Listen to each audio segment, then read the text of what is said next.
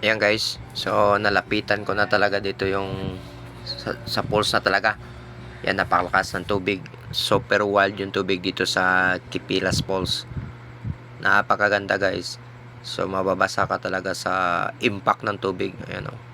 Parang nagpugs pero hindi yan pugs, tubig yan. Ayan, kitang kita niyo, napakaganda. Sulit talaga yung punta ko dito sa yung long weekend hike. Napakaganda, sulit na sulit.